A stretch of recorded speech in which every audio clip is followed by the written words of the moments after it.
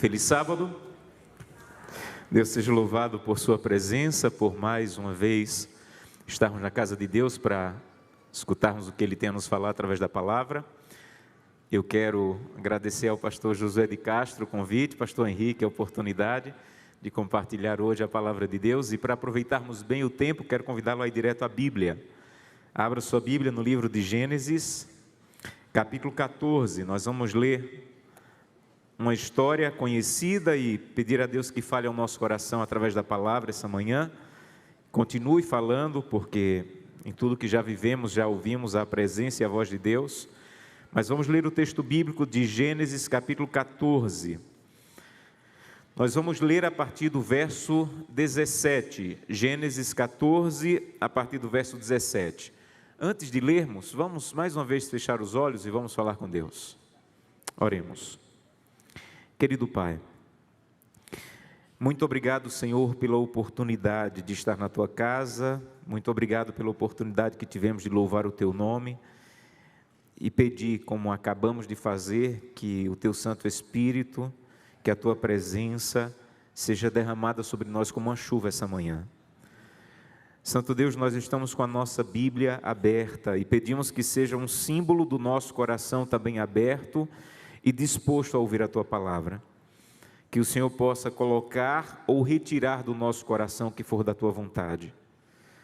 Abre os nossos olhos espirituais, Santo Deus, e nos ajuda a perceber o Espírito Santo aqui, andando entre as cadeiras, procurando aquelas pessoas que realmente querem ouvir a Tua voz, acompanhando as pessoas que estão nos assistindo em casa, que o Teu Santo Espírito também fale ao coração delas. E que ao final dessa mensagem possamos ter a certeza, a segurança, de que ouvimos a voz de um homem, mas a palavra foi de Deus. É o que te pedimos por Jesus. Amém. Gênesis 14, a partir do verso 17, diz assim: Voltando Abrão da vitória sobre Quedorlaomer e sobre os reis que a ele se haviam aliado, o rei de Sodoma foi ao encontro no vale de Savé, que é o vale do rei. Então Melquisedeque, rei de Salém e sacerdote do Deus Altíssimo, trouxe pão e vinho e abençoou a Abrão, dizendo: Bendito seja Abrão pelo Deus Altíssimo, Criador dos céus e da terra, e bendito seja o Deus Altíssimo, que entregou seus inimigos em suas mãos. E Abrão lhe deu o dízimo de tudo. O rei de Sodoma disse a Abrão: Dê-me as pessoas e pode ficar com os bens. Mas Abrão respondeu ao rei de Sodoma, dizendo: De mãos levantadas ao Senhor, o Deus Altíssimo, Criador dos céus e da terra, eu juro que não aceitarei nada do que te pertence, nem mesmo um cordão ou uma correia de sandália, para que você nunca diga: eu enriqueci a Abrão. Essa é uma história conhecida da Bíblia, um momento muito especial na vida de Abrão, mas geralmente quando as pessoas ouvem um pregador ler esse texto, quase que instintivamente as pessoas já pensam assim: o sermão de hoje vai ser sobre que tema? Dízimo. Porque geralmente quando nós lemos a Bíblia de uma maneira superficial, nós infelizmente percebemos o que é mais superficial no texto bíblico. Se você lê esse texto bíblico e só enxerga dízimo, ou se você lê esse texto bíblico e automaticamente pensa que a mensagem será sobre dízimo, é porque você ainda não percebeu a profundidade dessa história e a profundidade do texto bíblico. Então, eu lhe garanto que o sermão hoje não vai ser sobre dízimo, por uma simples razão, porque essa história não é sobre dízimo. Contém dízimo, tem a palavra dízimo, mas não é o objetivo dessa história falar sobre dízimo. Para você conhecer o objetivo do texto bíblico, assim como qualquer texto bíblico, você tem que entender o contexto. Quando você entende o contexto, você vai entender o objetivo do que você está lendo. Deixa eu te explicar o contexto dessa história. Abraão tinha um sobrinho chamado Ló. E um dia eles se separaram. Ló decidiu morar na cidade, onde era um lugar mais próspero. E nesse capítulo que você acabou de ler, 4 reis invadiram a cidade que Ló morava. Gente, 4 exércitos invadiram a cidade que Ló morava e tomaram tudo, destruíram tudo. E uma pessoa que escapou veio até Abraão e disse assim: Abraão, tem uma notícia terrível para te dar. 4 exércitos invadiram a cidade, levaram todas as pessoas cativas, inclusive o seu sobrinho Ló. E não temos o que fazer. Naquele momento, Abraão tinha 2 decisões a tomar. A primeira, a mais lógica, era dizer que Deus o proteja. Quem mandou ficar longe de mim? O que é que eu vou fazer? Como é que eu posso ajudar? Como é que eu, que não sou um guerreiro... Abraão, antes dessa história e após essa história, não era conhecido como alguém guerreiro, envolvido em batalhas. Abraão não tinha um exército. Como é que Abraão, que não tinha um exército, poderia libertar alguém que foi levado cativo por 4 exércitos? Então a lógica era Abraão dizer que Deus o proteja, vou orar por ele, mas não tem o que fazer. A outra possibilidade era Abraão dizer: ele é o meu sobrinho, eu tenho que fazer alguma coisa, eu necessito ajudá-lo de alguma maneira. E Abraão reuniu um pouco mais de 300 homens, foi até onde estava o exército, os 4 exércitos reunidos, batalhou com eles, venceu a batalha, e esse texto que nós acabamos de ler é o retorno de Abraão depois de vencer a batalha. Gente, Abraão venceu 4 exércitos. Quando ele chega até o lugar onde os reis se encontravam, ele encontra o homem chamado Melquisedeque, que era rei e sacerdote. E Abraão vai entregar o dízimo para ele, porque essa era a função dele. E Melquisedeque diz assim: Abraão, espera um pouquinho. Antes de entregar qualquer coisa, você precisa entender alguns princípios. Esse é o objetivo dessa história. O objetivo dessa história não é falar sobre entrega.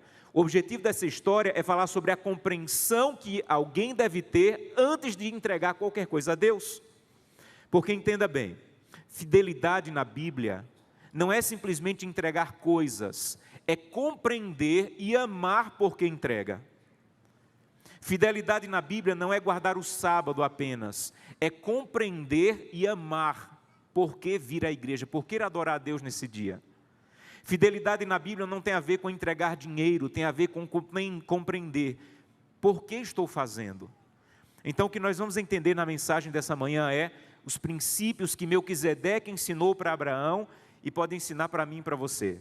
Porque fidelidade não é uma entrega irracional. Fidelidade é uma entrega de amor ao compreender os princípios bíblicos de entrega e fidelidade. A primeira coisa que Melquisedeque ensinou para Abraão está no verso 19. Olha aí no verso 19.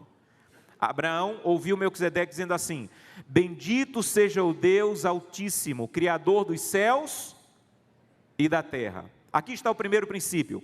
Melquisedeque está dizendo assim: Abraão, antes de você te entregar, deixa eu te explicar. Tudo que você vai entregar, ovelhas, colheita, gado, tudo que você vai entregar está entre o céu e a terra. E tudo que está entre o céu e a terra já pertence a Deus, porque Ele é o dono de tudo, Ele é o Criador de tudo. Então, entenda, você vai entregar para um Deus que não precisa. Você vai entregar para um Deus que não tem necessidade do que você vai entregar, porque Ele já é o dono de tudo. Você nunca vai ser fiel no padrão bíblico se você não entender que tudo que você entrega a Deus, você entrega para um Deus que não precisa, porque Ele já é dono de tudo. Essa é a primeira lição que Melquisedeque ensina para Abraão e quer ensinar para mim e para você. Um dia eu fui visitar um empresário da igreja, um homem extremamente comprometido com a causa de Deus, mas esse homem era tão comprometido com o seu tempo, com os seus recursos, com os seus dons. A vida dele girava em torno da causa de Deus. E eu fiquei tão impressionado com ele que eu disse assim: meu irmão, como é que começou na sua vida essa experiência de compromisso com a causa de Deus, de compreensão da fidelidade? Ele disse: pastor, deixa eu lhe explicar. Quando eu comecei minha empresa, eu chamei um advogado e um contador para fazer o documento legal da empresa. E eu disse para eles: olha, eu quero que no documento oficial da empresa, que vai para o banco, que vai para o cartório, eu quero que vocês coloquem o nome da empresa, o meu nome como dono da empresa, e no documento oficial eu quero que vocês coloquem o nome de Deus como sócio da empresa. Olha que coisa. Então eu quero que coloquem no documento oficial o meu nome, o nome da empresa, o meu nome como dono, e no nome, o nome de Deus precisa estar no documento. E o advogado disse a ele: olha, é lindo, mas impossível. Porque um documento oficial precisa que o sócio tenha um sobrenome. Que sobrenome nós vamos dar para Deus? O sócio precisa ter um CPF. Que CPF vamos dar para Deus? Um sócio precisa ter um endereço. Que endereço vamos dar para Deus? Então é lindo, é bonito, mas não funciona. Você vai ter problema com esse documento. E ele disse que voltou para casa triste, meio aflito, e dizendo: Senhor, eu queria tanto colocar o teu nome como sócio no documento da minha empresa. E sabe quando o Espírito Santo se aproxima? Ele estava conversando com Deus, e o Espírito Santo como que se aproximou e disse assim: você não sabe a besteira que você ia fazer. Você estava querendo dar a Deus o direito de colocar o nome de Deus no documento da empresa. É tudo o contrário. Sou eu, Senhor Deus, dono de tudo, que estou dando a você o direito de colocar o seu nome no papel. Ele disse: pastor, tudo mudou. Eu queria dar a Deus o direito de colocar o nome de Deus no papel da minha empresa. Deus disse: não, não, não. Sou eu, o Senhor teu Deus, dono de tudo, que estou dando o direito de você colocar o seu nome na empresa. Você não precisa colocar o meu nome nesse papel, porque eu já sou o dono dela. Ele disse: pastor, tudo mudou. E tudo em nossa vida, amigos, tudo em nossa vida vai mudar a partir do momento que nós compreendemos que nós estamos entregando para um Deus que não precisa. A própria palavra dízimo traz isso em si. A palavra dízimo vem da palavra 10 em hebraico, está ligada à palavra 10. Na nossa cultura, número é número. Na cultura bíblica, número tem significados. Por exemplo, se eu pergunto para você o que significa o número 7, o que é que você vai dizer? Me ajudem. Perfeição. Na nossa cultura isso não faz sentido, mas na cultura bíblica faz sentido. Faz sentido na cultura bíblica dizer que 12 é a totalidade do povo de Deus, as 12 tribos de Israel, os 12 discípulos. Faz sentido na cultura bíblica dizer que 4 é a totalidade da terra, os 4 pontos da terra. E biblicamente 10 também tem um significado, significa o mínimo. Qual é o significado de 10? O mínimo. Você lembra que alguns capítulos depois, quando Abraão se encontra com Jesus e alguns anjos, e ele diz: olha, Abraão, eu vou destruir Sodoma. E Abraão começa a pedir, ele diz assim: Senhor, mas se na cidade existirem 50 justos, não, se na cidade existirem 50 justos, eu não destruo. E 40, também não. E 30, também não. Quando é que Abraão para de pedir? Em 10. Por que ele não parou em 5? Por que não parou em 15? Porque na cabeça de um israelita, se não tem 10, não tem nada, porque 10 é o mínimo. Um dia, Daniel pede para comer comida saudável. Quantos dias Daniel pede para comer comida saudável? 10. Por que não um mês? Por que não uma semana? Porque na cabeça de um judeu, 10 é o mínimo. Eu só preciso do mínimo de dias para provar que comida saudável tem o seu poder. Quando Abraão manda buscar uma esposa para o filho dele, ele encontra lá a esposa para Isaac, e quando a encontra, ele diz assim: eu vou embora, já preciso voltar para ela casar com meu senhor. Aí o irmão dela, Labão, disse: você não pode ir tão rápido, você tem que ficar aqui pelo menos 10 dias. Por que ele só pediu 10 dias? Ele estava dizendo o mínimo. Quando Deus queria mostrar o poder dele diante dos deuses do Egito, quantas pragas ele enviou? Por que não 15 pragas? Por que não 8 pragas? Porque Deus estava dizendo: eu só preciso mandar o mínimo do meu poder para que o Egito conheça quão poderoso é Deus. Então, quando um israelita ouviu Deus dizer: me devolve 10% do que você ganha, automaticamente eles entenderam: Deus está pedindo o mínimo, para que eu não esqueça a quem pertence quanto? Tudo. Então, qualquer coisa que você entregue, você tem que entregar na perspectiva de que o que você está entregando é o mínimo, para que você não esqueça a quem pertence tudo. A quem pertence tudo. A quem pertence tudo. Você já chegou a essa conclusão? E você pergunta assim: pastor, mas se a Deus já pertence tudo, por que eu preciso entregar?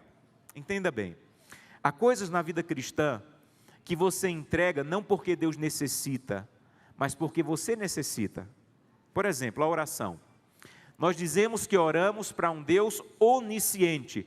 Quando uma pessoa diz que ora para um Deus onisciente, ela está dizendo, na verdade, que ora para um Deus que já sabe de quanto? Tudo. Você está dirigindo, tranquilo da vida, uma pessoa passa na tua frente, quase bate em você, lhe corta assim, e você é cristão, você é cristã, mas não é de ferro. Aí você perde a paciência e xinga dentro do carro.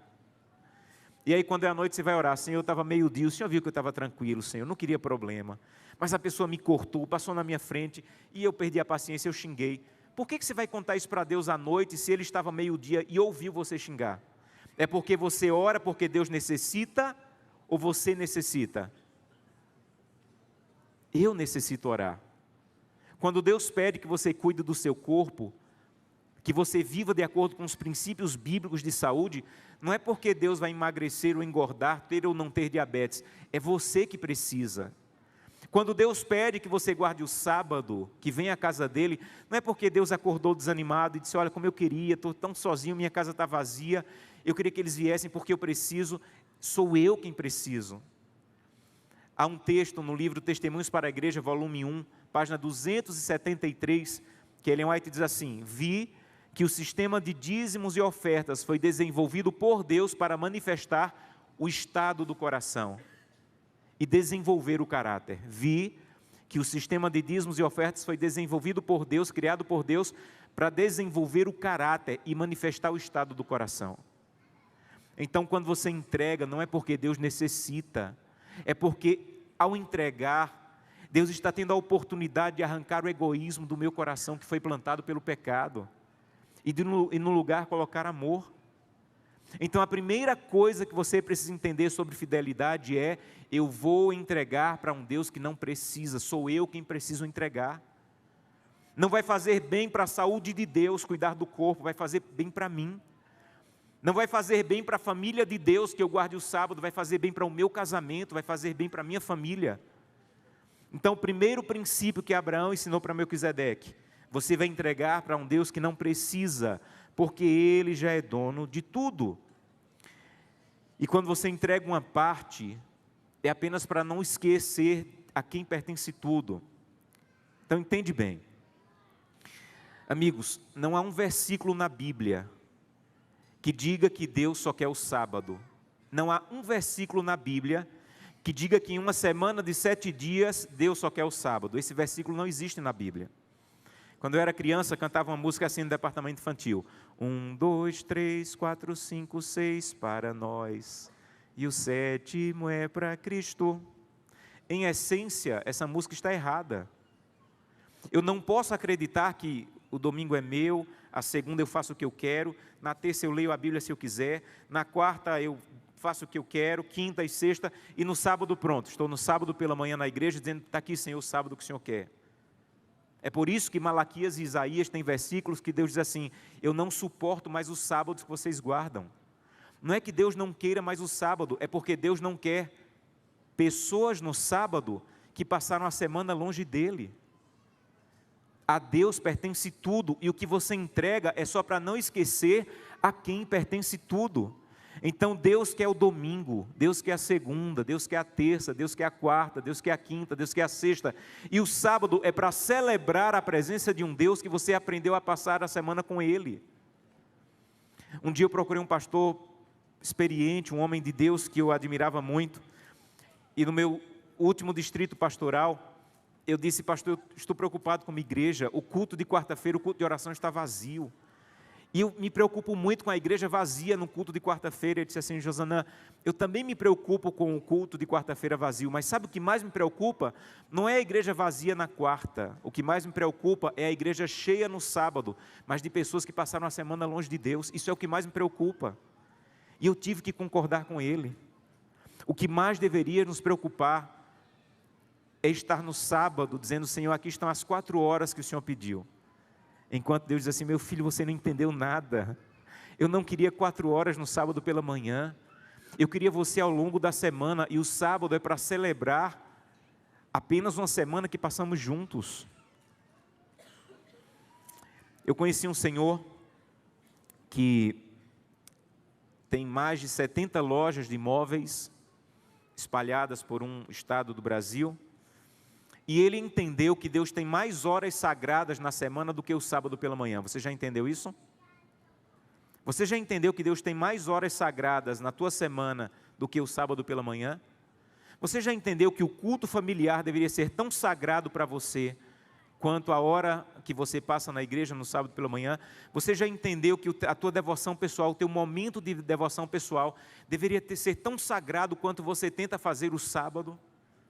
Esse homem entendeu. E todas as lojas dele já fecham no sábado. Ele decidiu que agora todas as lojas só poderiam abrir as portas depois de um culto. Então, os funcionários não chegam mais cedo, eles chegam na hora do expediente, mas antes de abrir a loja para o público, eles fazem um culto. É lindo entrar na loja, ver uma mesa com bíblias, com hinários, com meditação matinal, e antes de abrir a loja para as pessoas, os funcionários fazem um culto. Muitos já entregaram a vida a Jesus através desse culto. E um dia, ele estava viajando com a esposa de uma cidade para outra, visitar uma loja, e ele percebeu que entre essa cidade e a outra que ele iria passar em uma das lojas exatamente na hora do culto, em uma cidade que tinha a loja dele, exatamente na hora do culto. Ele falou para a esposa: olha, nós vamos passar nessa cidade exatamente na hora do culto, eles nem estão nos esperando, mas vamos lá, vamos fazer o culto com eles. Eles entraram na cidade, foram para a loja, e quando chegaram lá, a loja já estava aberta, tinha gente comprando. Ele chamou o gerente e perguntou assim: olha, vocês chegaram mais cedo hoje, fizeram um culto antes? Ele disse: não, é que a pessoa que traz a chave da loja chegou atrasada e não podemos fazer o culto hoje, não conseguimos fazer o culto hoje. Ele disse: então fecha a porta da loja, atende quem está aqui e faz o culto, e nunca mais abra nenhuma das minhas lojas sem que o verdadeiro dono seja adorado. Eles fecharam a loja, atenderam as pessoas que estavam, fizeram o culto para voltar a abrir. Isso não é coisa de guardador de sábado. Isso é coisa de quem entendeu que Deus tem mais horas sagradas do que o sábado pela manhã. Você já entendeu isso? Você já entendeu que tudo pertence a Deus e que Ele quer tudo, e que o que você entrega é apenas para que você não esqueça que a Ele pertence tudo? Você entrega dízimos e ofertas e diz: santo Deus, eu entreguei apenas uma parte, mas o que eu trouxe para casa ainda te pertence. O que é que eu faço? Como é que eu gasto? Em que invisto? E Deus vai se aproximar de você e vai dizer: meu filho, eu queria que você fosse a um supermercado e comprasse 2 cestas básicas e colocasse na mala do carro, porque eu vou enviar alguém com necessidade para você. Mas eu já entreguei dízimo. Eu sei que você já entregou, mas tudo que está em tuas mãos ainda me pertence, e eu vou te avisar quando eu precisar. E Deus vai te avisar, e Deus vai mandar pessoas ao teu caminho, e Deus vai colocar situações em sua vida que você vai entender: santo Deus, ao Senhor pertence tudo. Segunda lição que Melquisedeque ensinou para Abraão, verso 20, olha o que diz o verso 20. Bendito seja o Senhor, que entregou os inimigos nas tuas mãos. Aqui tem outro princípio. Imagina Melquisedeque chegando perto de Abraão, Abraão levando o dízimo de tudo, e Melquisedeque dizendo: espera aí, Abraão, espera aí. Eu vou te explicar por que você está entregando o dízimo. Você só pode entregar dízimo porque você está vivo, porque morto não precisa entregar dízimo. E você só está vivo porque Deus entregou os inimigos nas tuas mãos, porque era improvável, impossível que você ganhasse essa guerra. Então deixa eu te explicar por que você está entregando. Você está entregando porque Deus está na tua história, porque Deus te protegeu, porque Deus te guiou, Deus te dirigiu. Fidelidade, amigos, é a compreensão de que eu estou entregando porque Deus já me abençoou. Fidelidade é o ato de olhar para trás e dizer: bendito seja Deus que entregou os inimigos nas minhas mãos. Há uns 5 meses eu fiz uma cirurgia e passei por uma anestesia geral. E eu poderia ter morrido naquele dia. Eu não seria a primeira pessoa a morrer numa cirurgia, numa anestesia geral, mas eu não morri, eu estou vivinho. Está vendo? Sabe o que é que eu estou fazendo aqui agora? Eu não estou pregando. Eu estou adorando meu Deus com os meus dons, porque Deus entregou os inimigos nas minhas mãos. Porque ninguém passa por uma cirurgia porque é forte. Ninguém passa por uma cirurgia porque é capaz. Eu só passei pela cirurgia vivo porque Deus estava na minha história e entregou os inimigos nas minhas mãos. E eu estou hoje louvando meu Deus através dos meus dons. Você sabe por que Deus pede que você guarde o 7º dia? Vou te explicar. Porque Ele te dá o primeiro dia com vida, o segundo dia da semana com saúde, o quarto dia, o quinto dia, o sexto dia, aí você vem no sétimo dia dizendo, louvado seja o Senhor, porque entregou o inimigo nas minhas mãos, e eu cheguei no sétimo dia, porque Deus esteve na minha semana. Ninguém chega no sábado sozinho, você só chegou no sétimo dia, porque Deus entregou os inimigos nas tuas mãos, essa última semana. Quando uma pessoa que conhece os princípios bíblicos, e mesmo assim decide não guardar o sábado, o que ela está dizendo de verdade é, eu não precisei do Senhor no primeiro dia, eu não precisei do Senhor no segundo dia, nem no terceiro, nem no quarto, eu cheguei no sétimo dia sozinho, e ninguém chega no sétimo dia sozinho. Todo sábado é o momento de você olhar para trás, para a tua semana e dizer, louvado seja o Senhor, porque entregou os inimigos nas minhas mãos essa última semana. Você sabe por que você devolve dízimos e ofertas no final do mês?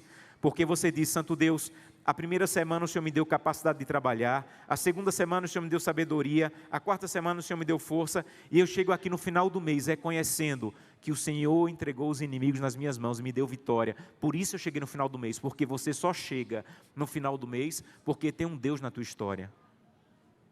Há uma teologia chamada teologia da prosperidade, que diz assim, entregue para Deus agora e olhe para frente, porque agora Deus tem uma dívida com você. Isso não é bíblico. O que a Bíblia diz é, entregue a Deus agora e olhe para trás, porque Deus já te deu. Deus já te abençoou, Deus já entregou os inimigos em tuas mãos. Eu tenho 2 filhos, eu estou tentando ensinar isso para os meus filhos. Eu não quero que os meus filhos aprendam a guardar o sábado. Eu quero que os meus filhos aprendam a celebrar o sábado, depois de uma semana andando na presença de Deus. Eu não quero que meus filhos aprendam a devolver dízimos e ofertas. Eu quero ensinar os meus filhos a celebrar um Deus que tem sido bondoso, cuidadoso, e que quando eles entregam, é apenas reconhecendo que há um Deus na história deles. Isso é mais do que devolver dízimo, isso é mais do que guardar sábado. Para ajudar os meus filhos a compreender isso, eu dou para eles 3 cofres, eu dou para eles todo mês uma mesada, e eles têm que tirar o dízimo, a oferta, e ter um cofre de poupança. Nunca entregue dinheiro para o seu filho só pelo dízimo e oferta. Ensine os seus filhos a entender dinheiro, a usar dinheiro, a economizar. O governo não ensina, muitas vezes as escolas não ensinam, os pais têm que ensinar isso. E para forçar os meus filhos a economizar, eu não dou presente para eles, olha que pai cruel eu sou, eu não dou presente para eles no dia das crianças. Eles compram o presente com o dinheiro que conseguiram economizar. Se não economizou nada, não tem problema, só não tem presente. E o meu filho, ele estava com uma loucura de comprar um presente de R$250 no dia das crianças, há alguns anos atrás. E ele tinha 200 no cofrinho de poupança, e ele queria 250, e só falava em 250, eu quero 250 porque eu quero comprar isso. E minha irmã foi nos visitar. Ao final da semana, ela deixou um envelope para ele com R$50 dentro. Gente, quando ele somou os 200 que já tinha no cofrinho da economia, com os 50 que ganhou, começou a pular dentro de casa. Eu tenho 250, eu tenho 250. Daqui a pouco parou e começou a chorar. E eu perguntei, mas o que foi que aconteceu? Estava feliz da vida porque tinha 250, por que está chorando agora? Eu vou ter que tirar o dízimo e a oferta dos 50, vai descompletar o dinheiro. Ele calculou que tinha 250 até ter que tirar o dízimo e a oferta dos 50 que havia ganhado. E eu disse assim, não está feliz? Não, estou não, papai. Não quer devolver? Não, papai, não quero. Ele disse, fica tranquilo. Eu vou te ensinar o que é que a gente tem que fazer quando não quer ser fiel a Deus. Ele arregalou o olho para mim sem acreditar. Fica tranquilo, é fácil. Nós vamos no quarto, vamos ajoelhar, e eu vou te ensinar o que é que você tem que orar quando você não quer ser fiel a Deus. E ele me acompanhou meio sem acreditar, e nós ajoelhamos, e eu disse assim, olha, o que eu falar, você repete, tá bom? Você vai dizer assim, Deus, eu não estou feliz, eu não queria sentir isso, eu tinha 250, mas se eu tirar o dízimo e minha oferta, não vou ter mais. Então, Deus, por favor, eu te peço, eu nunca mais quero sentir isso. Aí eu disse, olha, presta atenção, o que eu estou falando, você vai falar para Deus. Senhor, para eu nunca mais sentir isso, eu te peço, por favor, que nunca mais meu pai me dê dinheiro, que nunca mais minha tia me dê dinheiro, que nunca mais minha mãe me dê dinheiro. Ele disse, não, papai, assim eu não quero não. Eu disse, mas assim, está fácil? Se você ganha 0, você não precisa devolver nada, porque onde não há bênção, não há reconhecimento. Ele disse, não, assim eu não quero não, eu vou entregar. E eu fiquei pensando que alguns de nós temos que dizer: Senhor, por favor, eu não gosto de ser fiel. Por favor, eu te peço, me ajuda a ficar desempregado. Você entende? Mas se a bênção, reconheça que não é sorte, que não é acaso, que é um Deus que está na tua história entregando os inimigos nas tuas mãos. Há um tipo de ser humano que não precisa guardar sábado, esse está livre de guardar o sábado. Sabe quem são? Os que estão no cemitério, porque o tempo para eles acabou. Mas se você está vivo, celebre a cada semana um Deus que entregou os inimigos nas tuas mãos e te deu vitória. Então a segunda lição que Melquisedeque ensinou para Abraão e quer nos ensinar é: reconheça que Deus entregou os inimigos nas tuas mãos e que você não tem o que tem e não é o que é por acaso. É um Deus que está guardando, dirigindo e protegendo você. Última lição e terminamos com ela.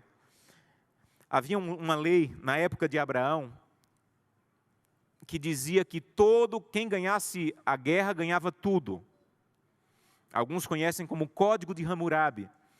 E esse código dizia, entre outras coisas, quem ganha a guerra ganha tudo.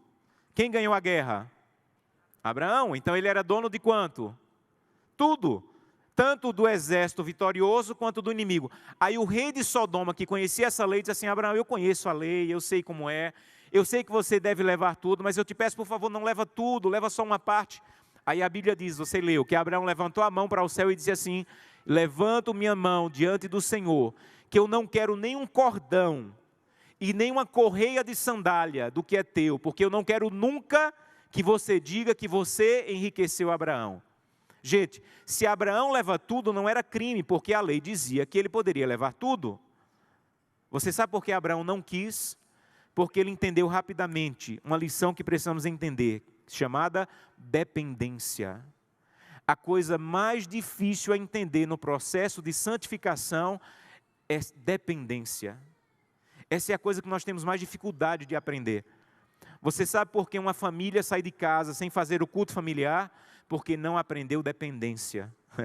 Alguém que aprende a depender de Deus nunca vai sair de casa sem orar. Nunca. Abraão entendeu: eu não quero que ninguém diga que o que eu tenho depende da riqueza do rei de Sodoma. Eu quero que todas as pessoas que olhem para mim digam: tudo que Abraão tem depende do Deus dele.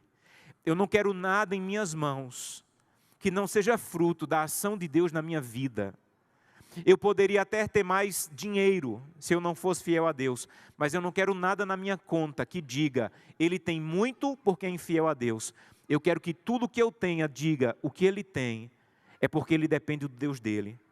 Eu poderia até ganhar mais se eu estivesse hoje trabalhando no dia de sábado, mas eu não quero ter nada que seja fruto da independência de Deus. Tudo que eu tenho, eu quero que seja a prova viva de que eu dependo de Deus e não do meu trabalho. Por isso eu venho no sábado adorar a Deus.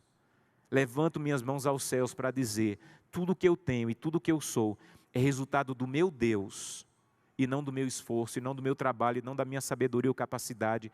Deus usa tudo isso, mas é o meu Deus na minha história.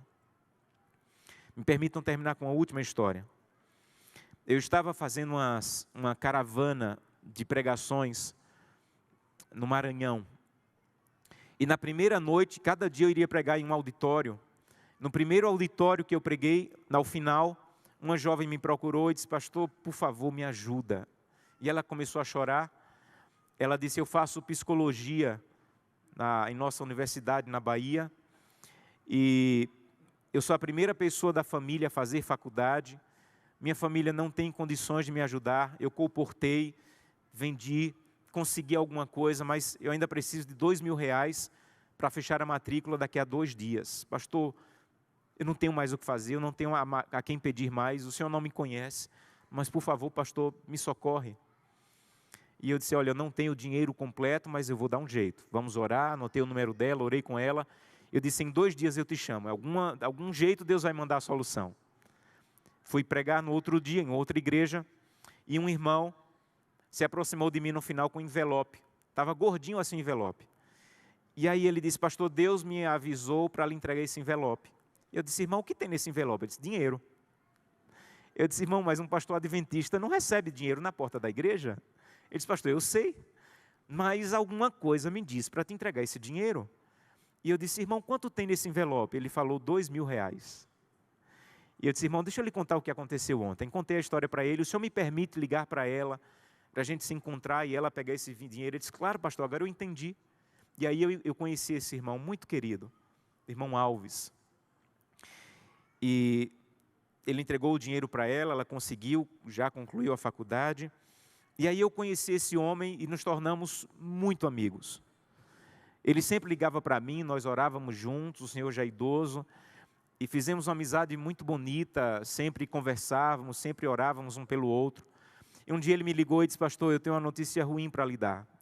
Eu estou com uma doença, os médicos dizem que é muito séria, e às vezes no sábado ele não tinha forças para ir para a igreja e me ligava. Quando eu estava saindo para a igreja, ele me ligava e dizia assim, pastor, hoje eu não tenho força para ir para a igreja, mas acabei de assistir um sermão seu aqui na internet, e a gente conversava sobre o sermão, orávamos juntos, e quase todo sábado ele me ligava, ou eu ligava cedinho, e falávamos sobre Deus e orávamos juntos.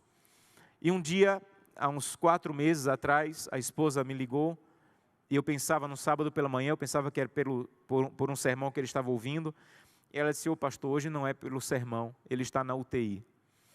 30 minutos depois dessa ligação, ele dormiu no Senhor. E eu liguei para a esposa depois e conversamos, choramos juntos.